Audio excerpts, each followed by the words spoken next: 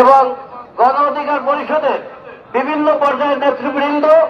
মন্ত্রী মহোদয়ের সফর সঙ্গীগণ